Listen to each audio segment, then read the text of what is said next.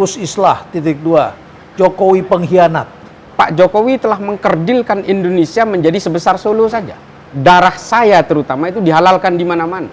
2024 ini adalah betul-betul inilah pertempuran di mana kita itu berhadapan dengan panitia.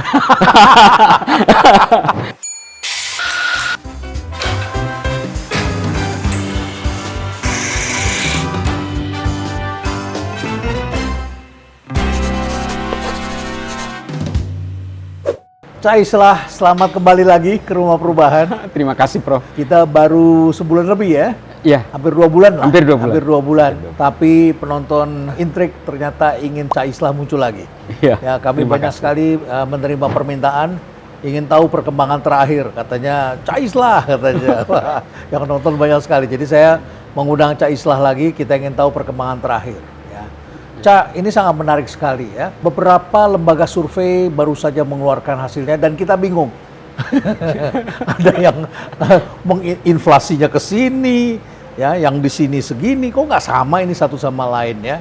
Dan kita ingin tahu realitas lapangan seperti apa. Cak Islah ini banyak keliling, lihat di lapangan, apa yang Cak Islah lihat? Kalau saya sih terus terang modus-modus model survei begini yang jomplang, angka-angka yang dimainkan, entah dimainkan atau tidak, ini kan bagian dari operasi-operasi lama sebenarnya. Dari operasi lama ya? Ya 2014, 2019 ini kan metode-metode yang sudah kita lewati berkali-kali. Jadi bukan sekedar hasil survei, tapi ini upaya pembentukan opini ya? Pembentukan opini, ini bukan real data, ini adalah bagian dari influence kepada orang dan juga membentuk opini tadi.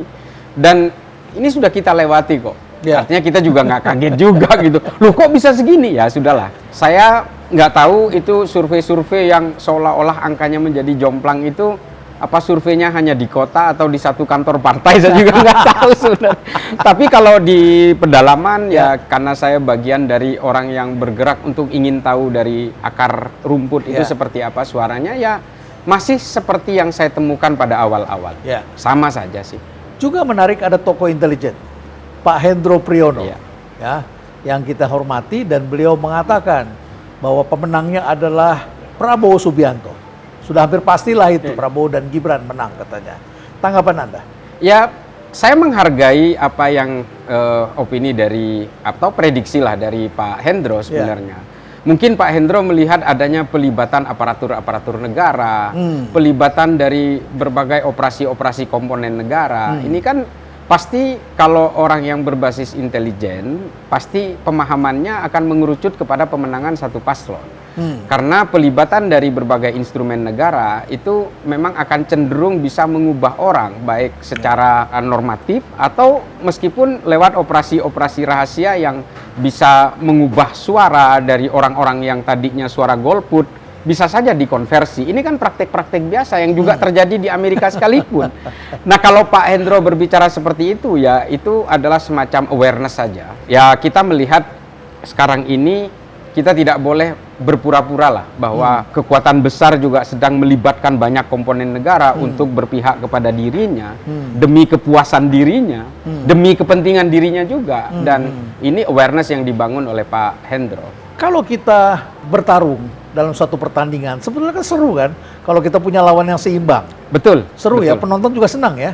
Buat saya sebenarnya memang 2024 saya pribadi ya, Prof, ini challenging sekali. Challenging sekali. Dibanding 2014, 2019, 2024 ini adalah betul-betul inilah pertempuran di mana kita itu berhadapan dengan panitia. Menarik. Saya ingat pertandingan bulu tangkis tahun berapa dulu ya. Jurinya yang honorary dari Inggris datang dan dia bisa memutuskan. Akhirnya kita jadi kalah waktu Thomas Cup di Malaysia itu ya. Malaysia senang sekali. Rupanya Indonesia sedang bertarung melawan panitia. Itu dia. Dan itu terasa ya.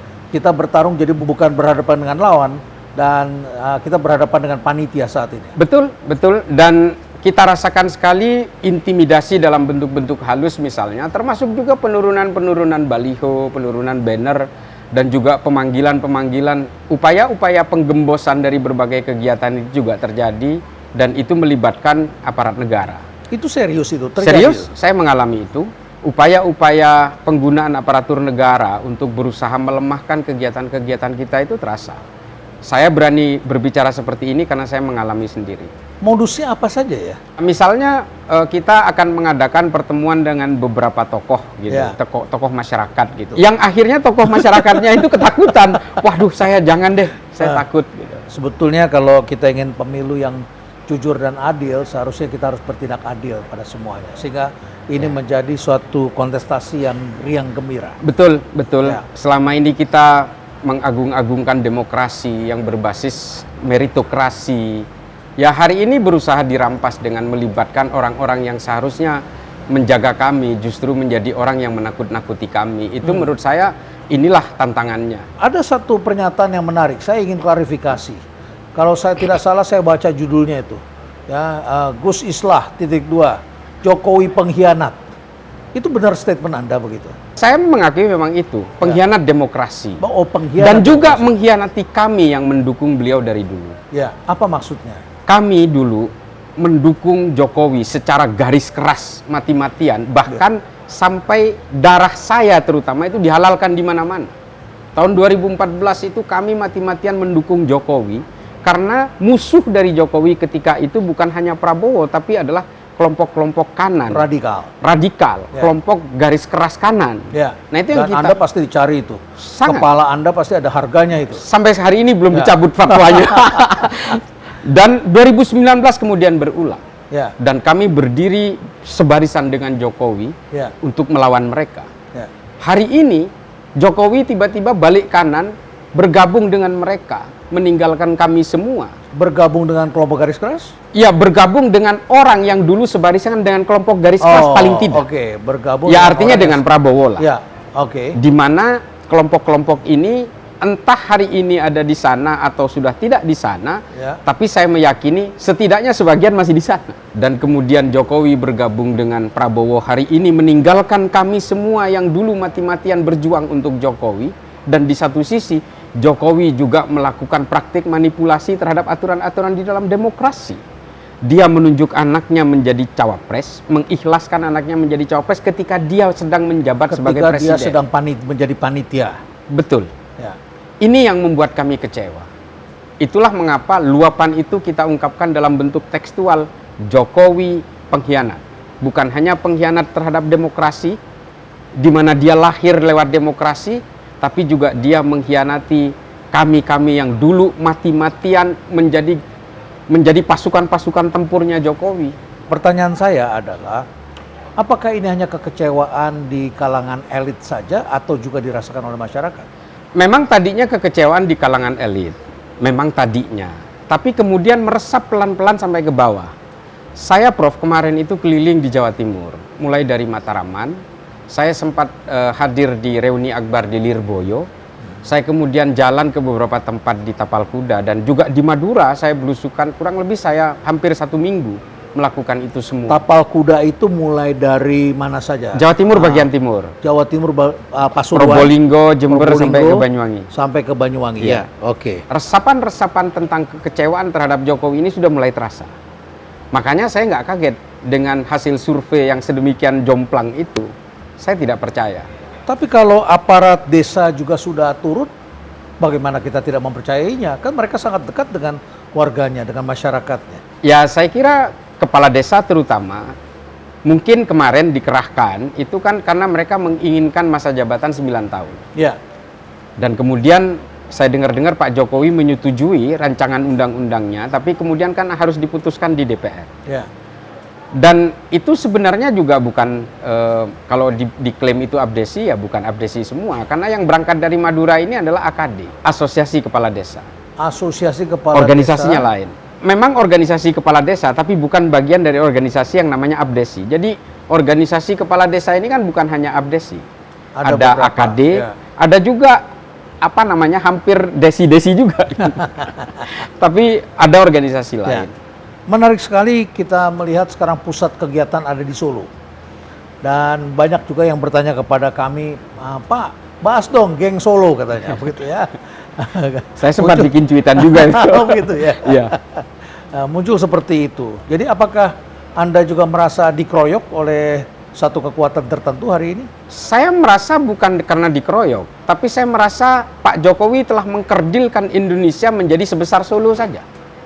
Dan Pak Jokowi mengkerdilkan meritokrasi yang seharusnya dimiliki oleh banyak anak muda di Indonesia dengan potensi yang jauh lebih mumpuni, dikerdilkan menjadi anaknya sendiri. Dan kemudian ini digiring, dijual seolah-olah ini Indonesia. Dijual seolah-olah ini anak muda. Nah, ini yang saya protes dari Pak Jokowi.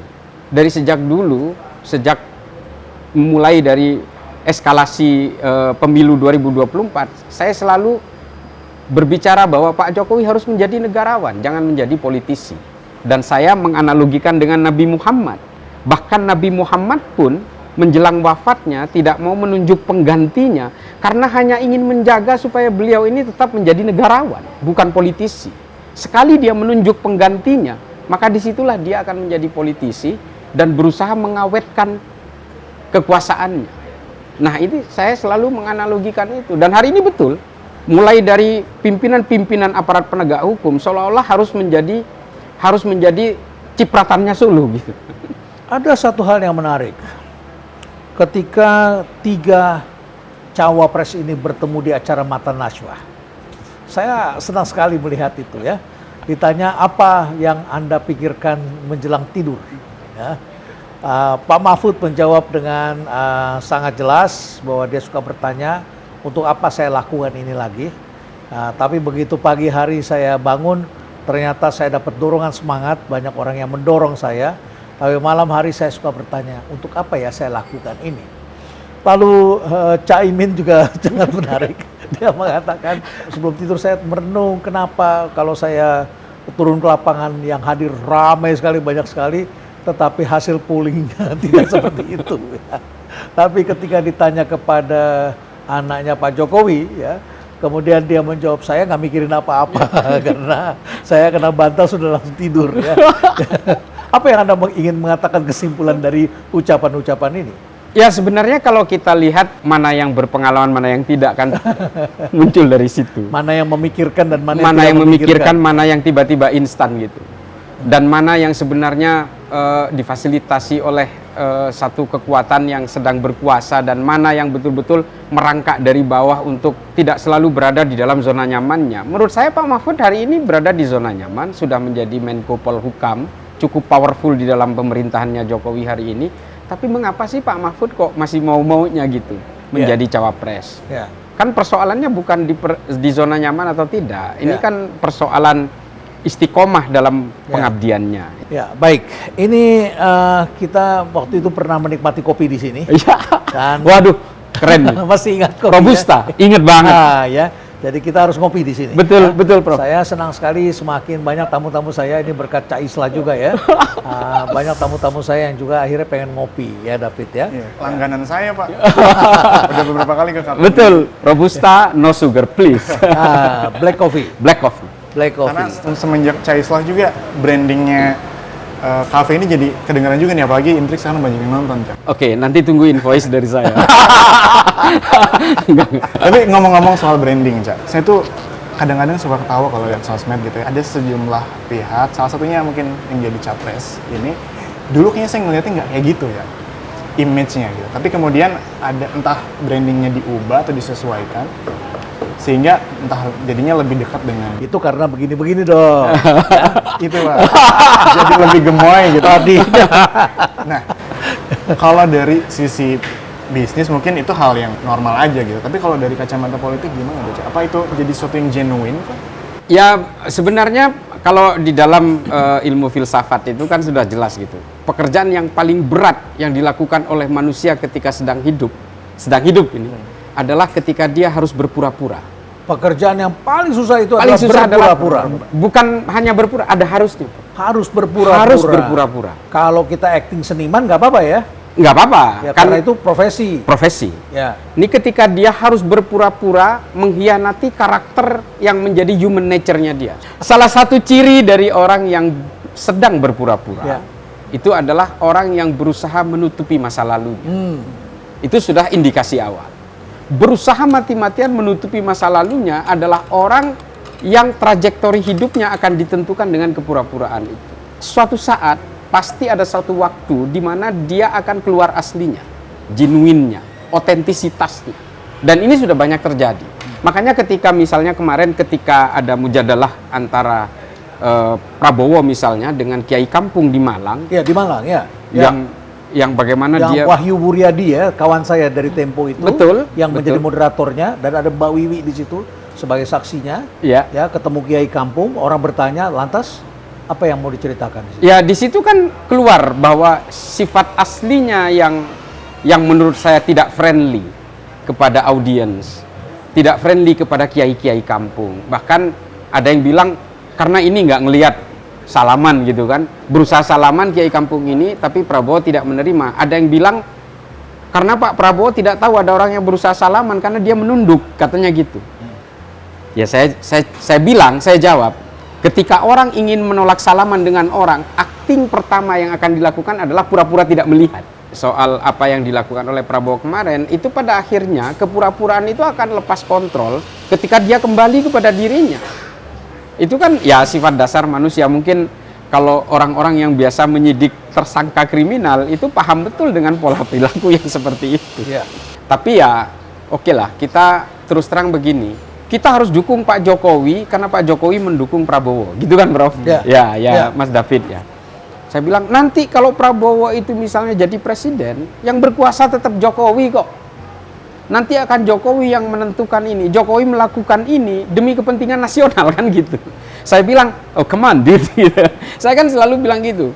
We are talking about politics. Dan itu asumsi pada hari ini ya. Iya, sebetulnya. we don't talk about ingredients in making a pancake. Kita bukan berbicara tentang bagaimana membuat adonan yang bisa dicampur ini, campur itu, jadinya ya tetap pancake. Ini politik. Ketika kekuasaan berada di ujung jarinya Prabowo, ketika lidahnya betul-betul bertuah di negara ini, Jokowi bisa apa? Prabowo juga nggak mau ada matahari kembar di negara ini. Sudahlah, itu adalah postulat biasa di dalam kehidupan berpolitik. Ya. Jangan pernah punya pandangan, oh nanti tetap Pak Jokowi yang akan mengendalikan negara ini. Udahlah, kita belajar tentang ilmu politik ini puluhan tahun dan kita tidak percaya dengan hal-hal yang seperti itu. Jadi alih-alih ingin melanjutkan atau meneruskan kekuasaan, malah bisa masuk dalam cengkeraman. Itu yang Anda khawatirkan. Betul, dalam posisi-posisi keputusan strategis, Prabowo nggak mau diatur pasti. Saya kalau baca catatan-catatan sejarah ya, namanya inilah yang disebut sebagai sahabat sejati. Sahabat sejati itu justru berani berbicara yang tidak populer, berani mengingatkan sebelum terjadi sesuatu. Tetapi kemudian seperti Benny Murdani dulu ya, Jenderal Benny Murdani dengan Pak Harto. Juga akhirnya Pak Benny disingkirkan karena memberi nasihat yang benar. Sampai sebelum meninggal Pak Harto bertemu dengan Pak Benny dan kemudian akhirnya keduanya menangis. Dan kemudian Pak Harto mengatakan, Ben, kamu yang benar. Kurang lebih seperti itu. Betul. Ya? Yang dilakukan oleh kami dan kawan-kawan Prof hari ini, Mas David, adalah mengingatkan Pak Jokowi. Penyesalan itu pasti selalu ada di ujung. Kalian ini semua adalah para pendukungnya yang pendukung berada dan pencinta dan berkorban untuk melindungi beliau sebetulnya. Saya membahasakan di cuitan-cuitan saya bahwa kami ini adalah mantan-mantan penyembah berhala yang bernama Jokowi. Mantan, jadi sudah tidak lagi. Buat saya sudah nggak lagi karena Sudah Pak Jokowi selesai. sudah bebal. Sudah kita, ya mohon maaf, bukan dinasehati. Saya apalah gitu menasihati, tapi kita sudah menyuarakan kekhawatiran-kekhawatiran itu, tapi ternyata Pak Jokowi tidak mendengarkan sama sekali karena kita sayang kepada beliau ini. Bagaimanapun ini adalah masterpiece di negara ini.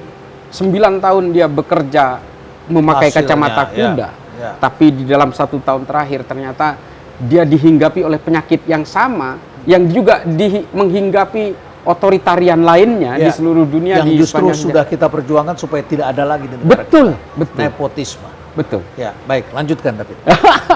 Dan dari situ yang menarik lagi, rasa-rasanya nih Cak, kalau saya lihat, dan ternyata beberapa media juga memberitakan Pak Ganjar dan Pak Anies itu kayak sekarang semenjak MK ya, jadi kayak satu kubu yang mana Pak Prabowo tuh common enemy-nya gitu. Nah, gimana tuh ngelihat itu dan apakah itu ngubah kata politiknya ke depan? Ya seharusnya nanti kalau memang ini terjadi 2 putaran, seharusnya yang memiliki resiliensi keberpihakan terhadap dunia demokrasi dan meritokrasi itu seharusnya memang kubunya Anies Muhaimin dengan Ganjar Mahfud. Artinya dua-duanya ini adalah korban korban-korban aksi represif dari penggunaan aparatur negara terhadap mereka.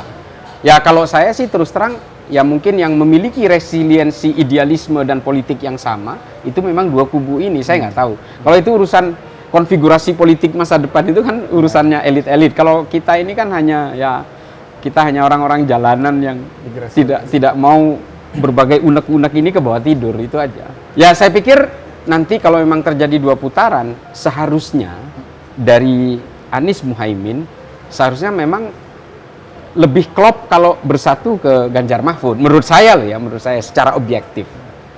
Ya kalau mereka itu akhirnya harus bergabung dengan Prabowo, ya itu entah itu Ganjar Mahfud atau Anies Muhaimin, itu sama saja dengan bagian dari komplotan yang berusaha membuntungi cita-cita reformasi. Dan itu musuh kita orang-orang yang masih waras ini. Dan itu kan polemik di dalam negeri. Ini saya juga dengar ada pihak-pihak asing setiap kali pemilu gitu ya. Ada pihak-pihak asing yang ikut terlibat. Bentar, boleh diminum? Nah, kita ngopi dulu. Kita udah ngiler. Saya kalau kopi lu nggak bisa boleh. Saya juga sudah mau begini. Izin, Prof. Silakan, Cak. Pihak-pihak asing yang terlibat gitu dalam setiap kali pemilu kita laksanakan gitu. Itu beneran atau cuma isu-isu aja? Ya kalau kita mau berbicara tentang geopolitik, geoekonomi secara global, pemilu dimanapun di seluruh pelosok di negara manapun di dunia, itu tidak bisa dipungkiri pasti ada kepentingan-kepentingan pihak negara luar di dalamnya. Karena kita berbicara tentang ideological deployment yang memang masih dikuasai oleh beberapa negara. Termasuk juga negara yang paling miskin di Afrika pun pasti ada kepentingan dari negara luar yang ada di situ. Setidaknya negara di sekitarnya. Atau setidaknya negara yang pernah menjajah, atau setidaknya negara yang memang sedang menguasai epicentrum dari shifting political strategy di seluruh dunia hari ini. Pasti ada kepentingan yang bermain. Kita tidak bisa pungkiri itu. Pendanaan, ya mungkin saja kalau itu kita nggak tahu. Teknologi, ya mungkin saja. Pasti. Apalagi kita kan tidak punya teknologi yang mumpuni dalam persoalan IT dan basis-basis indeks digital dari electoral voter kita. Itu pasti ada pelibatan itu. Termasuk konsultan politik.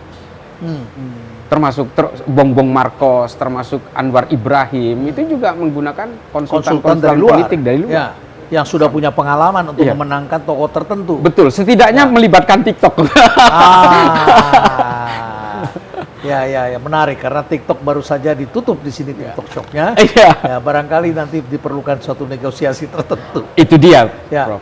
Ada gejala demikian ya. Ada gejala, ada posisi bargain di situ antara tawar-menawar TikTok Shop dan upaya-upaya deployment influencing terhadap masyarakat menggunakan platform TikTok, karena memang banyak sekali penguasa-penguasa terutama di kawasan Asia yang diuntungkan oleh algoritmanya TikTok. Dan anak-anak muda pada di situ. Anak-anak muda di situ, dan sementara electoral voter kita dari Gen Z dan milenial itu justru mendominasi hari ini. Otomatis ceruk ini pasti akan menjadi battleground dari semua paslon. Seru. Ya. Udah, kalau gitu silakan. Ya, makasih. Baik, menjelang Pilpres saya banyak ditanyakan orang karena saya pernah membuat konten dan pernah membuat buku yang saya beri judul #MO, mobilisasi dan orkestrasi, karena sekarang mobilisasi berada dalam genggaman setiap orang. Kalau dia mengerti, dia pakai hashtag, dia bisa memobilisasi. Bahkan ISIS pun menggunakan mobilisasi dengan hashtagnya dengan nama YOLO. Ya, kalau di Amerika itu ada YOLO, you only live once. Mereka rubah menjadi YOLO, you only die once. Ya, para teroris begitu menggunakan itu. Kamu cuma mati 1 kali kok, jangan khawatir katanya. Dan itu digunakan untuk menggerakkan dana, untuk mendukung gerakan ya, sampai kemudian juga untuk mendatangkan orang-orang muda meninggalkan keluarganya bergabung di sana ya, melakukan suatu mobilisasi. Nah, belakangan ini banyak sekali yang minta saya mengangkat kembali pembicaraan terkait dengan yang baru saja kita bicarakan. Mereka bilang katanya ini soft power, tapi soft powernya nggak sama setiap orang ini ya. TikTok adalah bagian dari soft power. Ya, seberapa besar Anda melihatnya sekarang TikTok kelihatannya sudah mulai terkontaminasi atau masih aman barangkali ya sampai saat ini?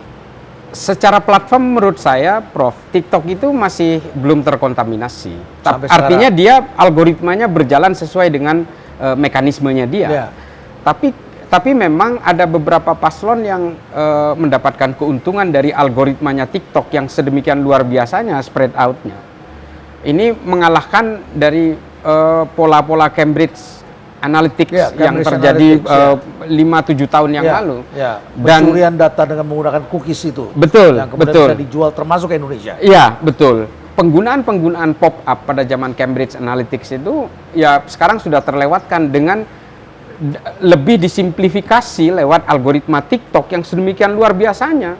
Jadi kalau kita berbicara tentang algoritma dari YouTube misalnya, apapun yang kita buka itu kan akan keluar terus gitu dengan hal yang resiliensi yang sama. Tapi TikTok ini memang agak luar biasa karena TikTok itu memiliki fitur-fitur yang mudah, termasuk juga mendownload, men-share itu kemana-mana, sehingga betul-betul engagementnya jadi tinggi gitu. Nah ini keuntungan yang memang dimiliki TikTok bukan hanya dalam konteks politik, tapi juga dalam konteks ekonomi, budaya dan seterusnya. Nah ini yang kemudian pertempuran itu terjadi di sini. Kalau di Prabowo misalnya membangun narasi gemoy misalnya, itu kan dibangun di TikTok. Pak Mahfud juga membangun peluru tak terkendali gitu. Ini kan juga dibangun di sana dan memang TikTok ini seolah-olah menjadi malaikat pencabut nyawa hari ini. Itu yang saya kira memang semua orang sudah paham tentang hal ini. Karena banyak sekali pemimpin-pemimpin yang terpilih itu diuntungkan oleh TikTok. Ini bukan iklan TikTok loh ya.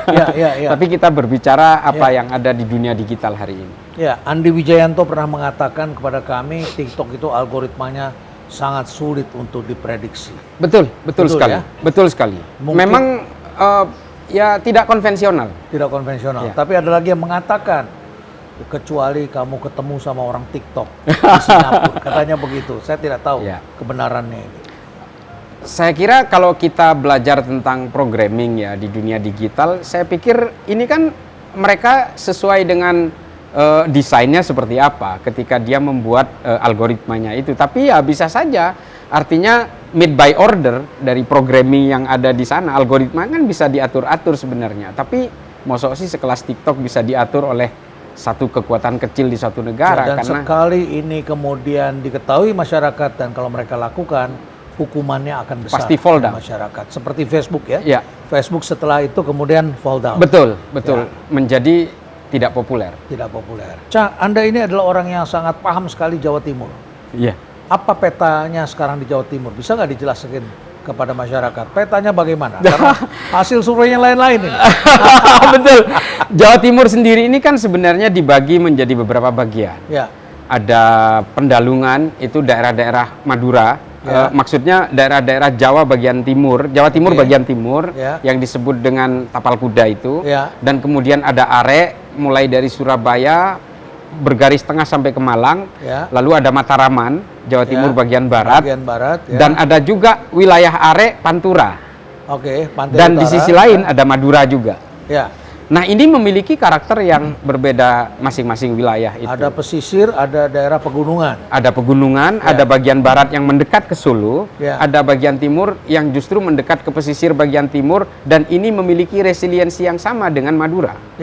Ulama-ulama Madura yang ada di Tapal Kuda, keturunan Madura yang ada di Tapal Kuda itu memiliki kepentingan resiliensi yang sama dengan yang di Madura. Karena santri-santri di Madura banyak juga yang mondok ke Tapal Kuda. Santri-santri di Tapal Kuda banyak yang mondok ke Madura juga. Artinya ini saling terkait. Nah itu yang membuat Jawa Timur ini yang didominasi oleh kalangan Nahdien, ini menjadi satu pertempuran yang sangat unik. Memang suara Nahdlatul Ulama, Nahdien memang tinggi di situ. Sementara di sini di dalam konfigurasi Pilpres ini ada Caimin yang berbasis Nahdien juga, dan juga ada Pak Mahfud yang juga memang Nahdien organik sejak lahir gitu ya. Ini memang menjadi pertempuran yang tidak sederhana di situ. Ada Khofifah selaku Gubernur Jawa Timur yang menjadi bagian dari Muslimat, Nahdien perempuan. Nah ini menjadi semakin sangat sulit dikendalikan di sana, tapi kalau kita melihat dari apa yang ada di sana hari ini, sosok itu memang cair ke semua orang. Kiai-kiai itu tidak bisa dijadikan patokan bahwa hari ini mendukung si A, nanti suatu saat akan mendukung ke si B. suatu waktu ada paslon datang ke satu kiai besar di sana dan mungkin memberikan bantuan berupa logistik, uang dan sebagainya, itu tidak bisa dijadikan patokan bahwa dia mendukung orang itu. Ini sangat cair karena kiai juga tidak bisa otoriter terhadap santri dan wali santrinya. Karena wali santri juga punya hak pembangkangan, tanda kutip, terhadap kiai juga dalam konteks idealismenya. Meskipun memang suara kiai itu menjadi bahan pertimbangan utama dari santri dan wali santri. Tapi jangan salah, Prof. Kiai-kiai di Jawa Timur meskipun punya garis keturunan yang kurang lebih sempit, misalnya antara saya dan Prof sama-sama punya pesantren dan kita saudara kandung, dukungan politik bisa berbeda. Nah, ini yang membuat saya punya optimisme tinggi bahwa akhirnya independensi dari kekuatan santri dan wali santri di Jawa Timur pada akhirnya akan lebih didominasi oleh satu paslon saja. Bukan hanya tergantung kepada suara dari 1-2 orang kiai. Karena satu keluarga itu orientasi politiknya bisa berbeda-beda. Nah, betul. Kita bisa lihat keluarga Gus Dur saja ada macam-macam di sini. Betul, ya. betul. Suami istri pun bisa berbeda. Bisa berbeda. Ya, artinya keluarga-keluarga pesantren besar seperti Sidogiri, Tebu Ireng, Lirboyo, atau di Paiton, di Probolinggo, atau Sukorejo, itu tidak solid ke dalam ke satu orientasi politik, termasuk pondok pesantren tempat saya nyantri dulu. Ya. Itu juga ada yang mendukung Amin, ada yang mendukung Ganjar Mahfud, putra-putranya, ada yang juga mendukung Prabowo Gibran. Jadi sangat cair, satu keluarga sangat cair. Sangat cair. Mungkin ini berkat satu upaya yang telah terjadi belakangan ini, semua orang berada di tengah saat ini. Ya, Ya, akhirnya kita hanya berharap dari hati nurani para electoral voter dan grassroots aja. Terakhir, Cak, ini kaosnya bagus sekali ini. Apa ini? Ini Madas Madura asli. Oh, Madura. Salam Setung Dere. Apa itu? Salam satu darah. Ini tidak ada hubungannya dengan hiruk pikuk Copras-Capres, tapi ini memang identitas Madura. Madura itu ada banyak organisasi, Prof. Ada Yakorma, ada Ikama, ada Madas, ada Persatuan Pemuda Madura, BNPM, apalah kurang lebih. Saya lihat dekat sini ada warung Madura. Saya tiba-tiba ditanya oleh wartawan, tiba-tiba saya mulai melek. Oh, ada ya warung Madura. Ciri khasnya adalah ada jual toko kelontong, bukanya 24 jam. Segala macam kebutuhan sehari-hari, sembako katakanlah begitu, tetapi di depannya ada pom bensin mini. Ya. Ada begitu, tapi bukanya 24 jam. Ada yang tanya sama saya, Pak, apa bedanya ini dengan Indomaret atau Alfa? Setelah saya lihat, wah ini benar-benar tahan banting ini karena keluarga menjaga dan mereka punya di beberapa tempat. Betul. Madura itu adalah perantau dan kelompok masyarakat yang tahan uji ya, tahan banting. Ya betul, karena di Madura sendiri itu tidak menjanjikan secara klimatologis, secara geografis memang tidak menjanjikan apa-apa. Makanya orang Madura itu lebih banyak yang merantau. Baik, Cak. Terima kasih banyak ya. Terima kasih, Prof. Semoga Pilpres ini benar-benar terjamin panitia kembali menjadi panitia, jangan jadi pemain. Betul. Kalau mau menjadi panitia lebih baik kita buka saja pendaftaran baru ya. Kita Iya. saja. Kalau saya sih intinya bukan soal menang dan kalah lah, Prof. Kita harus menjaga demokrasi, meritokrasi, dan demokrasi berbasis supremasi sipil ini harus terus kita perjuangkan. Ya, karena memang pertandingan itu ada yang disebut short term game. Kita hanya 2 kali 45 menit. Setelah itu ketahuan siapa pemenang dan siapa yang kalah. Aturannya jelas. Nah, tetapi kalau kita ingin membangun bangsa, kita tidak bisa bicara 2 kali 45 menit. Kita perlu berbicara satu konteks yang lebih panjang, dan di situ kita harus menyatakan cinta pada tanah air setiap hari. Bentuknya panitia menjadi panitia, aparat menjadi aparat, jaga keamanan pada tempatnya, jangan tinggalkan pos. Kalau menjadi kiper ya ada di depan gawang, begitu ya. Jangan jadi penyerang, nanti gawangnya akan bobol gitu ya. Dan kemudian ketika kita menjadi wasit, kita tentu harus menjadi juri yang adil karena kita dalam ilmu sepak bola itu yang terbaik bagi bangsa. Dalam ilmu sepak bola itu ada zona marking namanya. Zona marking? Iya, berada di wilayahnya masing-masing. Ya. Jangan man to man marking. Kecuali kita sedang menyerang ya. Kecuali kita sedang menyerang, tapi kita bukan main menang-menangan. Betul. Ini adalah soal membangun bangsa dan akan ditonton oleh masyarakat kita dan dicatat dalam sejarah, dalam buku sejarah yang akan dibaca oleh anak dan cucu kita 20-30 tahun ke depan. Exactly. Ya. Semoga ini menjadi tontonan yang mengingatkan bagi para pemimpin, mungkin juga termasuk Pak Jokowi juga bisa menyaksikan ini. Ya, dan saya juga ingin mengundang beliau, mengundang Prabowo untuk hadir di sini dan kemarin kita diskusikan mengenai spirit membangun bangsa yang berkeadilan dan juga fair tentunya. Ya. Semoga yang terpilih adalah putra terbaik Indonesia. Amin, amin, Dan amin. Kabul. stay relevant.